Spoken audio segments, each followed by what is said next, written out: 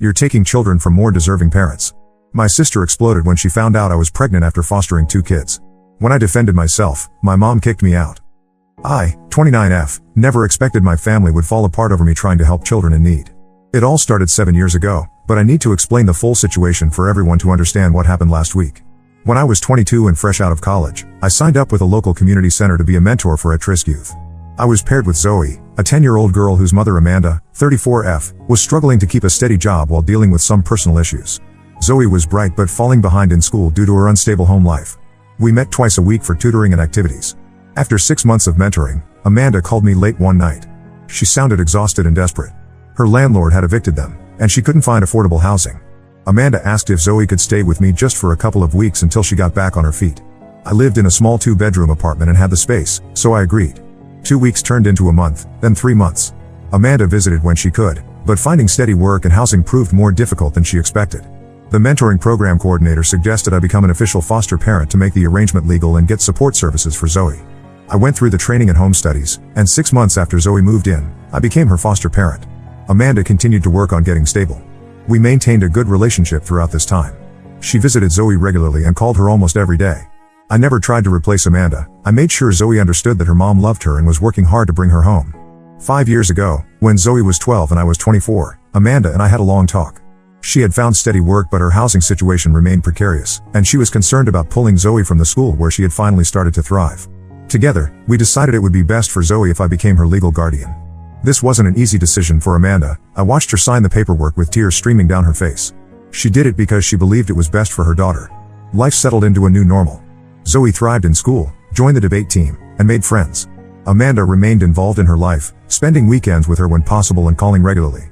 I made sure they maintained their bond. Then, 2 years ago, Amanda contacted me again. She had given birth to a son, Ethan, but was struggling to care for him while working full-time. She asked if I would consider fostering him too, so the siblings could be together. After thinking it over, I agreed and brought 2-year-old Ethan into my home. I moved us to a 3-bedroom house with a yard, using money I had saved from my job as an accountant. Last year, I met Kevin, 31M, through work. We dated for several months before things ended mutually when he got a job offer in another state. What I didn't know when we broke up was that I was pregnant. I'm now 25 weeks along with my first biological child. My older sister, Megan, 35F, has been trying to have a baby with her husband for 9 years without success. They've gone through multiple rounds of fertility treatments, and each failure has been devastating for them. Megan always talked about becoming a mother. It was her dream since we were kids. When Zoe first came to live with me, Megan was supportive. She brought over clothes and toys, and sometimes took Zoe for weekend activities to give me a break. She was also welcoming when Ethan joined our family. But I noticed her visits became less frequent over time. She made excuses about being busy with work, but I suspected the children reminded her of what she couldn't have. 3 weeks ago, I called my family to share the news about my pregnancy. My parents were excited about their new grandchild. Megan's response was a flat congratulations before she changed the subject. After that call, Megan stopped responding to my texts and calls entirely. Last week, my mother invited the whole family for Sunday dinner. I arranged for a friend to watch Zoe and Ethan and went alone. Throughout the meal, my parents asked questions about the pregnancy. Was I feeling okay? Had I thought of names? Was the nursery ready? Each time the baby was mentioned, Megan would look at me with cold eyes before looking away. As we were finishing dessert, Megan asked why I even took in 2 foster children if I could clearly have real children of my own. The table went silent.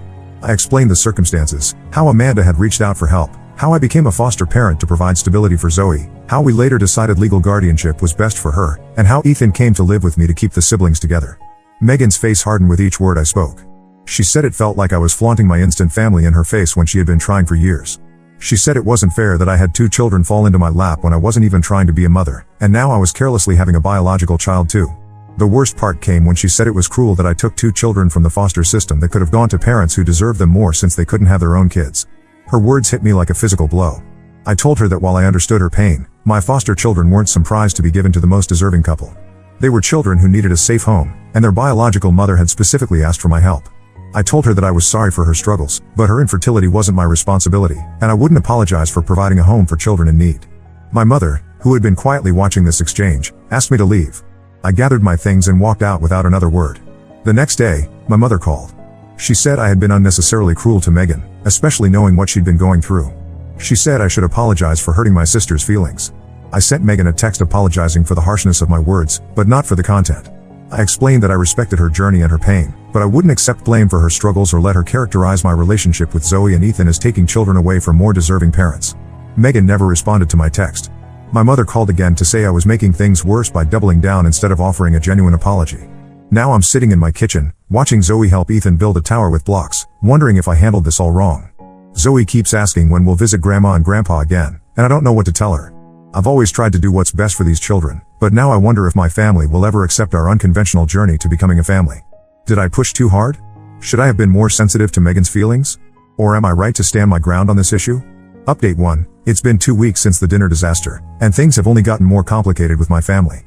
First, I want to thank everyone who commented on my original post. Your support helped me realize I wasn't wrong to defend my children and our family structure. Many of you shared similar experiences with relatives who viewed foster care through a selfish lens, and that helped me feel less alone. After sending that text to Megan and getting no response, I discovered she had blocked my number and removed me from all her social media accounts. I wasn't surprised, but it still stung. Last week was my 28-week anatomy scan, and my mother had previously agreed to come with me. 2 days before the appointment, she called to cancel. She explained that Megan was still too upset to even hear my name and my mother didn't want to make things worse by supporting me at the scan. She suggested I reschedule for when things calmed down. I didn't reschedule. Instead, I took Ethan with me to the appointment. The nurses at the clinic adored him, and he sat quietly looking at picture books while the technician performed the ultrasound. Watching him point excitedly at the screen when the baby moved made the absence of my mother and sister fade into the background. After the appointment, my mother texted asking how it went and whether I found out the baby's sex. I saw the message but didn't respond. What was there to say? That the clinic allowed a toddler to attend in her place? That a stranger showed more interest in my pregnancy than my own family? 4 days ago, my father called. He rarely gets involved in family disputes, preferring to stay neutral, so his call surprised me. He said my mother had told him about skipping the anatomy scan, and he wanted to check on me. He listened as I explained everything that had happened since the dinner, occasionally asking questions but mostly just letting me talk. When I finished, he said something unexpected. He thought Megan and my mother were wrong. He said providing a home for children who needed one was never something to apologize for, and while he understood Megan's pain, she had no right to make me feel guilty for my choices or my pregnancy. Then he offered to come stay with me after the baby is born, bringing his new wife Susan to help. They lived 3 hours away, and he suggested they could come for the first 2 weeks to help with Zoe and Ethan while I recovered. This was especially meaningful because my mother had originally volunteered for this role, and her withdrawal left me scrambling for postpartum support. Yesterday, I received a message from Megan's husband, Tom. He said Megan had been inconsolable since our argument and had started seeing a therapist. He wasn't asking me to apologize. In fact, he admitted that Megan's words at dinner were out of line. He simply wanted me to know she was getting help, and he hoped someday we could repair our relationship. I responded, thanking him for reaching out and saying I was glad Megan was getting support. I explained that while the door remained open for reconciliation, it would need to include respect for my children, all 3 of them, and recognition that Zoe and Ethan are not consolation prizes for infertile couples but children who deserve safety and stability. After sending that message, I sat down with Zoe to explain, in age-appropriate terms, what was happening with her aunt and grandmother. I told her that sometimes adults disagree and need time apart to sort through their feelings. I assured her it had nothing to do with her or Ethan, and that our family, including the new baby, was my priority. Zoe asked thoughtful questions about why her aunt was upset about the baby. I explained that sometimes when people want something very badly and can't have it, seeing others get it easily can make them sad or angry. She nodded and said she understood because she felt that way when her friend got the exact sneakers she wanted for her birthday, but her mom, Amanda, couldn't afford them. The wisdom of a 14-year-old sometimes amazes me. This morning, I texted my father accepting his offer of postpartum help. I then called Amanda to update her on the situation. She visits monthly now and calls Zoe twice a week. She's doing well. She recently got a promotion at work and has been stable in her apartment for over a year. She expressed concern about the family conflict and offered her own support, suggesting she could take both kids for a weekend before the baby comes to give me time to prepare. I'm still processing my feelings about my mother's actions. Her choice to prioritize Megan's comfort over attending an important milestone in my pregnancy reveals where her loyalties lie. For now, I've decided to limit contact with her, focusing instead on the people who have shown up for me and my children. As for the baby news, it's a boy. The scan showed he's measuring right on track, with all tests coming back normal. Zoe is delighted to be getting another brother. She's already selected a stuffed elephant, the first toy I gave her when she came to live with me, to pass down to him. Ethan doesn't quite grasp what's happening but pats my belly and says baby with a smile. I still haven't decided on a name for this little one. With everything going on, that task keeps slipping down my priority list. I have about 12 weeks to figure it out, so suggestions are welcome. Thank you again for your support. It means more than you know. Update 2. It's been 3 months since my last update, and the baby is now 3 weeks old. So much has happened, and I've been wanting to post an update, but newborn life makes everything else take a back seat. First, the birth. Alexander James, we're calling him Alex, arrived 2 weeks early, weighing 7 pounds 2 ounces. Labor was straightforward but exhausting, 14 hours from start to finish. My father and Susan arrived the day before I went into labor, almost as if they sensed the timing. They took charge of Zoe and Ethan while I was in the hospital, bringing them to visit once Alex and I were settled. Zoe's reaction to her new brother was everything I could have hoped for. She held him with careful hands, her face a mixture of awe and pride. Ethan was more interested in the hospital bed controls than the baby, but he did pat Alex's head and declare him tiny, which I'm counting as a win. Amanda visited us in the hospital too, bringing handmade blankets for the baby. She sat with me while Zoe showed her the baby, and later told me how proud she was of the young woman Zoe is becoming. These moments of connection across our unconventional family bonds mean the world to me. Now, the situation with my sister and mother. My mother texted when she heard I was in labor, asking which hospital I was at. I didn't respond until after Alex was born, sending only a brief message with his birth stats and a single photo. She replied asking when she could visit. After discussing it with my father, I told her I wasn't ready for visitors beyond immediate support people. This led to a barrage of texts about my cruelty in keeping her from her grandson. She claimed I was punishing her for siding with Megan and that family should come together when a new baby arrives. My father stepped in and told her to back off, saying I needed space and time to recover without additional stress. A week after coming home from the hospital, a large package arrived addressed to Alex. Inside was an expensive bassinet and several newborn outfits. The card was signed from Megan and Tom. No note, no message, just their names. I called Tom to thank them for the gifts.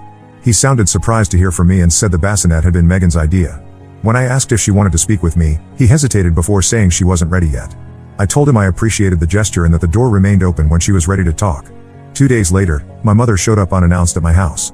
I was alone with the baby, Zoe was at school, Ethan was at his playgroup, and my father and Susan had gone grocery shopping. She rang the doorbell repeatedly, waking Alex who had just fallen asleep after a feeding. When I opened the door, she pushed past me into the house, heading straight for the living room where the bassinet was set up. She picked up Alex before I could stop her, cooing about finally meeting her grandson. I stood frozen, torn between not wanting to create a scene that might upset the baby and the violation I felt at her intrusion. I asked her to sit down and carefully explained that while I was glad she wanted to meet Alex, showing up unannounced was not acceptable. I told her I needed her to respect my boundaries if she wanted to be part of our lives. She responded that she wouldn't need to resort to such measures if I hadn't been keeping the baby from the family. When my father and Susan returned, my mother's demeanor changed immediately. She handed the baby to me and acted as though her visit had been planned all along. My father, seeing my face, asked my mother to leave. She left in tears, calling back that I was turning everyone against her. The next day, I received a long email from Megan. She said her therapist had encouraged her to write down her feelings but had advised her not to send the message. She decided to send it anyway.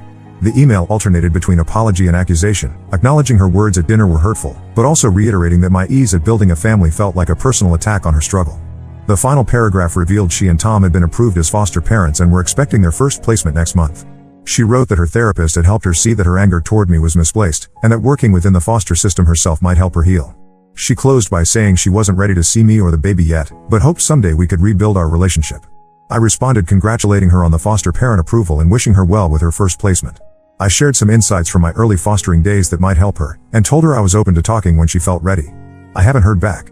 My father and Susan stayed for 3 weeks instead of the plan 2. Their help was invaluable. They kept the household running smoothly, made sure Zoe and Ethan maintained their routines, and gave me precious moments of rest between feedings. When they left, I felt prepared to handle things on my own. Amanda has increased her visits, coming twice a month now. She offered to take Zoe and Ethan for a full week during the summer to give me a break with just the baby. Zoe is excited about this plan, especially since Amanda recently moved to an apartment complex with a pool. As for me, I'm adjusting to life with 3 children. The night feedings are exhausting, but watching Zoe read to her brothers while they listen with rapt attention makes the fatigue worthwhile. Ethan has appointed himself mommy's helper and solemnly brings me diapers, whether needed or not. The situation with my mother and sister remains unresolved, but I've found peace in focusing on the family we've built here in this house.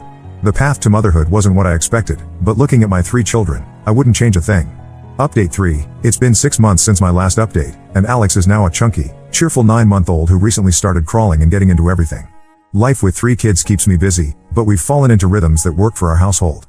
The biggest news is that Megan and I have cautiously begun rebuilding our relationship. 3 months ago, she sent a text asking if we could meet for coffee, just the 2 of us. I arranged for Amanda to watch the kids. She's become my most reliable support person, and met Megan at a cafe halfway between our homes. The first 10 minutes were awkward, with conversation limited to the weather and her new haircut. Then she pulled out her phone and showed me a picture of a 5-year-old boy named Marcus. Her first foster placement. Megan's face transformed as she talked about Marcus. She described his love of dinosaurs, his struggle with reading, and his nightly routine of checking under the bed for monsters.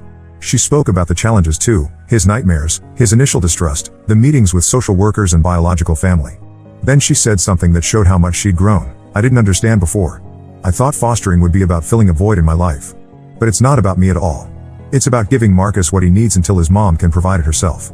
I nodded, recognizing the journey she'd taken to reach this understanding. She continued, explaining that Marcus's mother was working hard on her sobriety and job stability, with the goal of reunification within the year. Megan's voice cracked as she admitted she would miss Marcus terribly when he went home, but she believed supporting that reunification was the right thing to do. Then came her apology.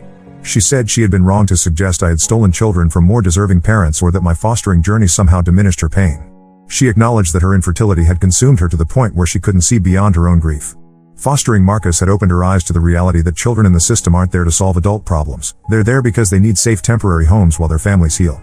I accepted her apology and offered my own for the harshness of my words during our argument.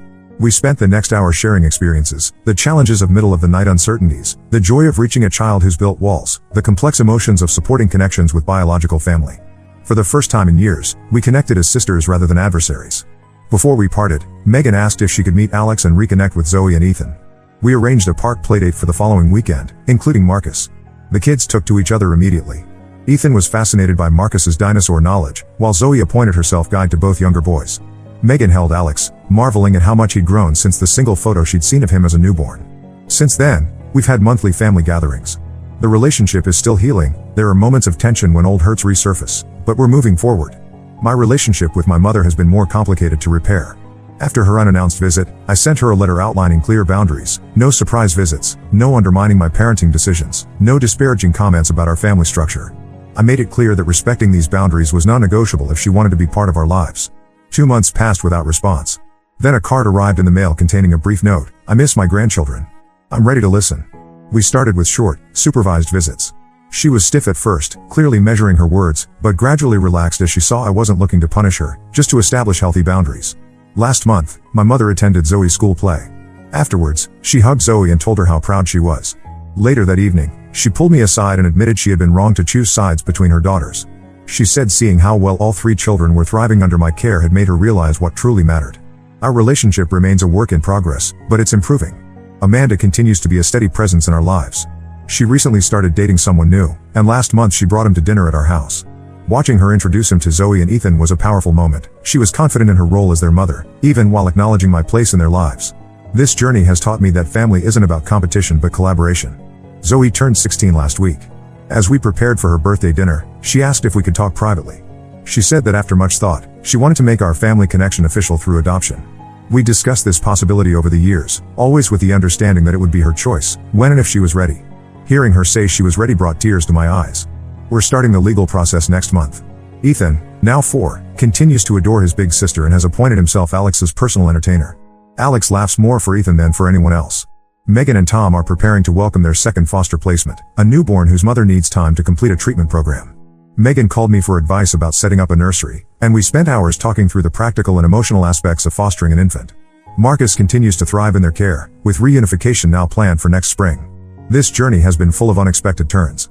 When I signed up to be a mentor 7 years ago, I never imagined it would lead to motherhood 3 times over, a family rift that seemed irreparable, and ultimately, a deeper understanding of what family truly means. The path hasn't been easy, but watching my children grow surrounded by people who love them, biological and chosen family alike, makes every challenge worthwhile. Now let's move to the next story. Story 2. My parents accused me of ruining my sister's marriage after I gave her advice.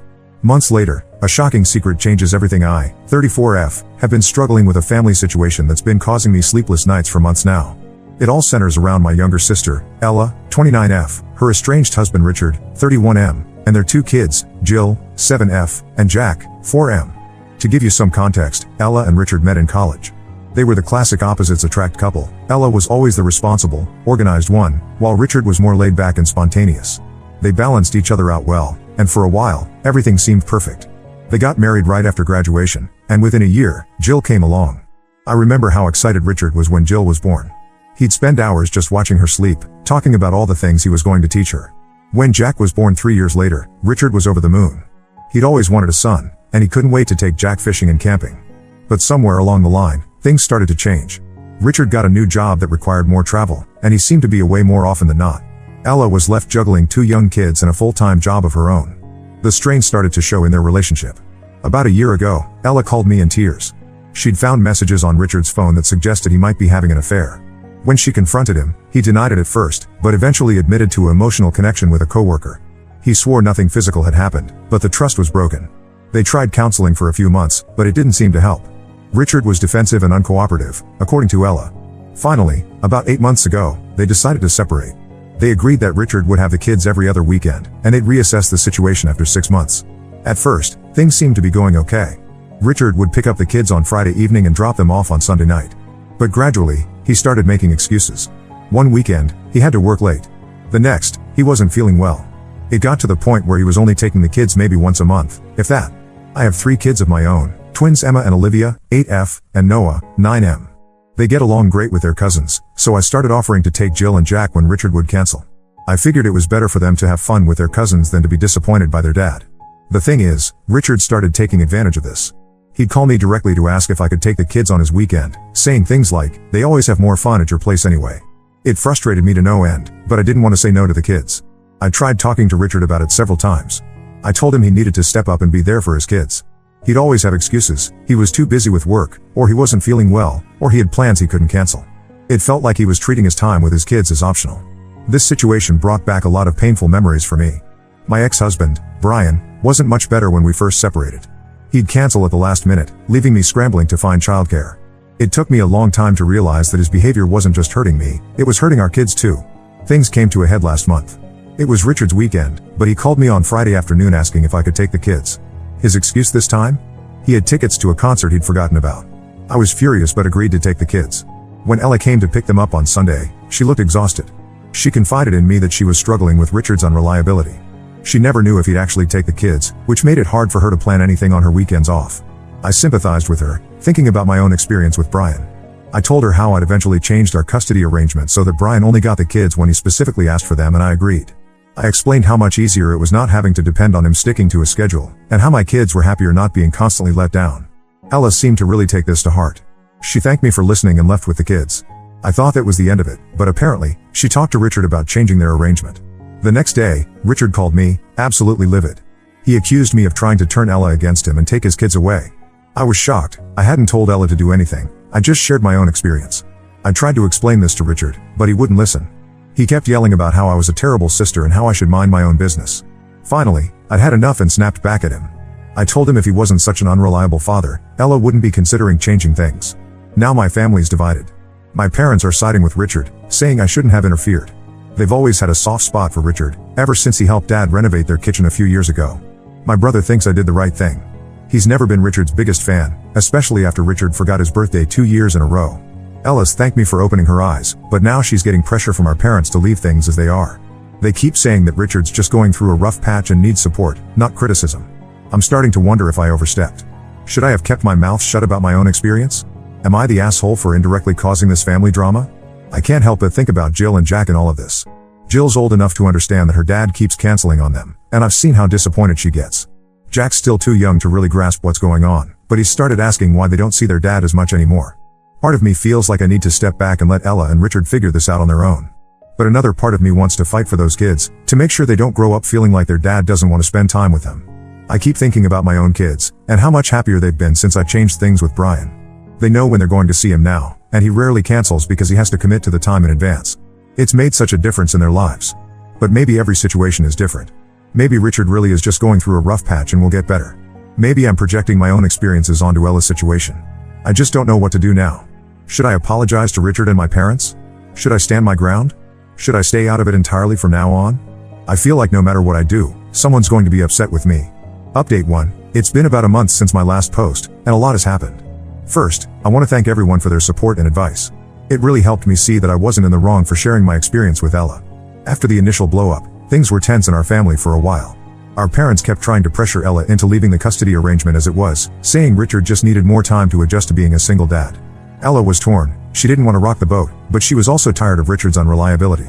During this time, I tried to stay out of it as much as possible. I still had Jill and Jack over to play with my kids, but I made sure to arrange it with Ella, not Richard. I didn't want to give him any more ammunition to use against me.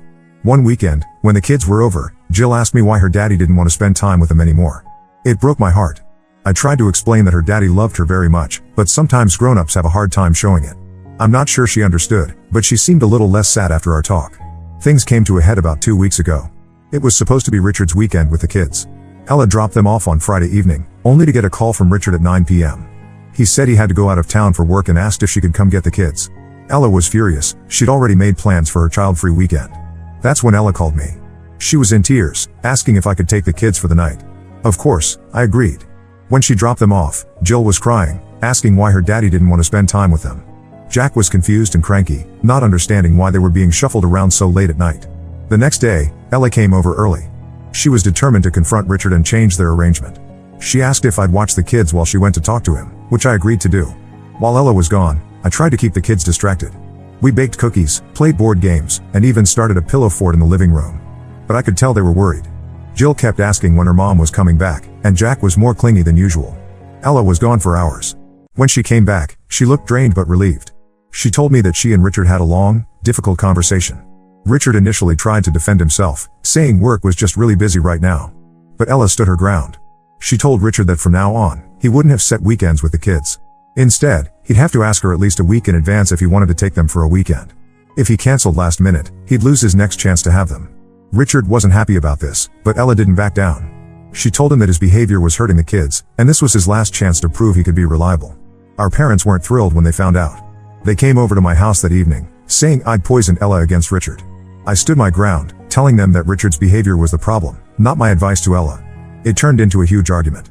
Our dad kept saying Richard was doing his best, and our mom accused me of being jealous because Richard was a better father than my ex. That really hurt. My ex might not have been perfect, but at least he showed up when he said he would. I reminded them of all the times Richard had canceled on the kids, how disappointed Jill and Jack always were. I asked them if they really thought it was okay for Richard to treat his children like they were optional.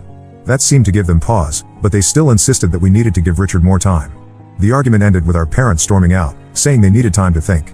They haven't spoken to me since, which has been hard. We've always been a close-knit family, and this rift is painful for all of us. But Ella has been incredibly supportive. She told me that our conversation had given her the courage to stand up for herself and her kids. She said she'd been so worried about keeping the peace that she lost sight of what was best for Jill and Jack. For now, we're in a sort of uneasy peace. Richard's agreed to the new arrangement, though he's not happy about it. Ella's feeling more in control. The kids seem a bit confused by the change, but they're adjusting. Jill asked me the other day why things were different now. I tried to explain that her mom and dad were trying to figure out the best way to make sure she and Jack got to spend time with both of them. She seemed to accept that, but I could tell she was still a little unsure. I'm still not sure if this will solve everything, but it feels like a step in the right direction. Ella seems more relaxed, knowing she won't have to deal with last-minute cancellations anymore. And I'm hopeful that this will motivate Richard to be more present when he does have the kids. As for me, I'm trying to focus on being there for Ella and the kids. I've told Ella that my door is always open if she needs to talk or if she needs help with Jill and Jack. I'm also trying to give our parents some space, hoping they'll come around eventually. It's a difficult situation, and I know it's going to take time for everyone to adjust. But I believe that in the long run, this will be better for Jill and Jack. They deserve parents they can count on, and I hope this new arrangement will help provide that. Update 2. It's been another month, and things have taken an unexpected turn. The new arrangement with Richard seemed to be working at first. He was actually asking to see the kids in advance and showing up when he said he would. Ella was cautiously optimistic. But about 2 weeks ago, Ella called me in tears. She just found out that Richard had lost his job 3 months ago and hadn't told anyone. Apparently, all those times he said he was busy with work or had to go out of town for business, he was actually going to job interviews or working odd jobs to make ends meet. This news hit Ella hard. She and Richard had always been open about their finances when they were together. They'd made all their big decisions as a team. The fact that Richard had kept this secret for so long really shook her trust in him. Ella was conflicted. On one hand, she was angry that Richard had lied to her and the kids. On the other hand, she felt guilty for being so hard on him when he was struggling. She asked me what I thought she should do. I advised her to talk to Richard calmly and get the full story before making any decisions. Ella agreed and arranged to meet with Richard the next day. Their conversation revealed a lot. Richard admitted that he'd been too ashamed to tell anyone he'd lost his job. He'd been trying to find a new one before anyone found out, but it was taking longer than he expected. He said he'd been canceling on the kids because he couldn't afford to take them out or buy them food when they were with him. This revelation put a lot of things into perspective. Richard's behavior, while still not excusable, at least had some explanation now. It made me think about how pride and shame can sometimes drive people to make poor decisions. Ella was upset that Richard hadn't been honest with her, but she also understood why he'd kept it secret.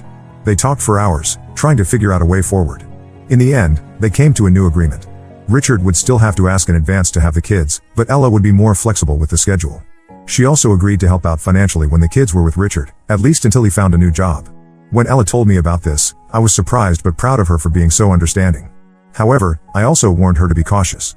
I suggested she ask for proof of Richard's job search efforts to ensure he wasn't taking advantage of her kindness. Our parents, when they found out, had a complete change of heart. They went from criticizing Ella for being too harsh on Richard to criticizing her for being too lenient. They insisted that Richard was just making excuses and that Ella shouldn't trust him. This led to another family argument. Our parents accused me of manipulating Ella again, saying I should have encouraged her to be stricter with Richard. I stood my ground, telling them that Ella was an adult capable of making her own decisions. The argument ended with our parents declaring that they were washing their hands of the whole situation. They said they wouldn't be offering any more advice or help unless we came to our senses. This whole situation has made me reflect on how quickly we sometimes judge others without knowing the full story. While I still think Richard should have been honest from the beginning, I can understand how difficult it must have been for him to admit he'd lost his job. For now, Ella and Richard are trying to make their new arrangement work. The kids seem happier now that they're seeing their dad more regularly. Richard's been more engaged when he has them, probably because he's not constantly worried about them finding out his secret. I'm still here, supporting Ella as best I can. I've offered to help out with the kids whenever needed, and I'm keeping a close eye on the situation to make sure Richard doesn't take advantage. It's a complicated situation, and I'm not sure how it will all turn out. But I'm hopeful that this honesty and cooperation between Ella and Richard will lead to a better situation for everyone, especially the kids. Update 3, it's been 2 months since my last update, and I'm still trying to process everything that's happened. Things have taken a turn that none of us expected. About 3 weeks ago, Richard called Ella in a panic. He'd finally landed a job interview for a great position, but it was scheduled for the weekend he was supposed to have the kids. He begged Ella to switch weekends with him. Ella, wanting to support Richard's job search, agreed. The day of the interview, I offered to watch Jill and Jack so Ella could have a break. Everything was going fine until about 3 p.m. when I got a frantic call from Ella. She'd just received a call from the police. Richard had been in a car accident on his way to the interview. We rushed to the hospital, not knowing what to expect. When we arrived, we were relieved to find out that Richard's injuries weren't life-threatening, but he did have a broken leg and some cuts and bruises. Here's where things get complicated.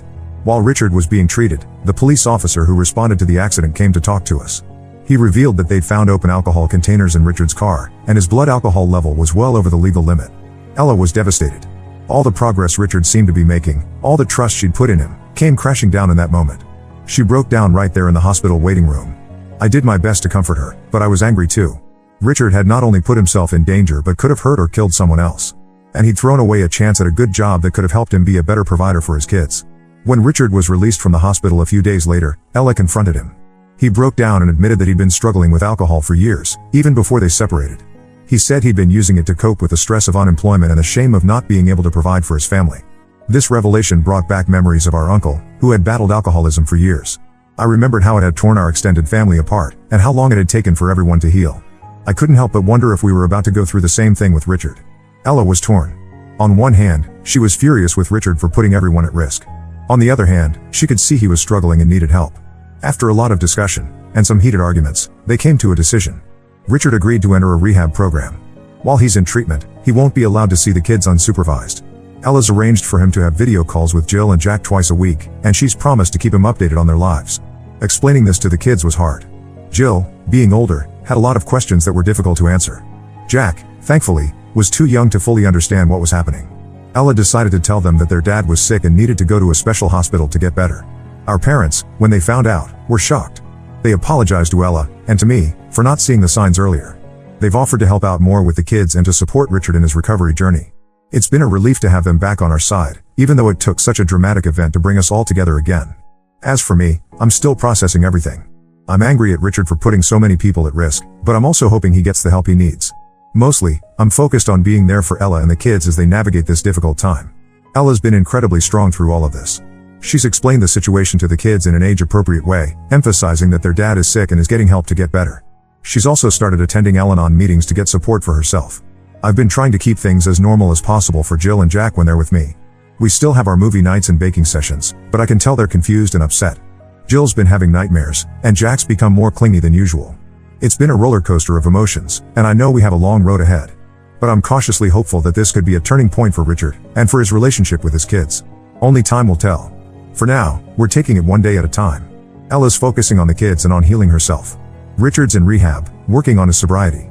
And I'm doing my best to be the supportive sister and aunt that my family needs right now. I've learned a lot through this whole experience. About the importance of communication, about not jumping to conclusions, and about how complex family dynamics can be. It's been challenging, But I hope that in the end, we'll all come out stronger for it.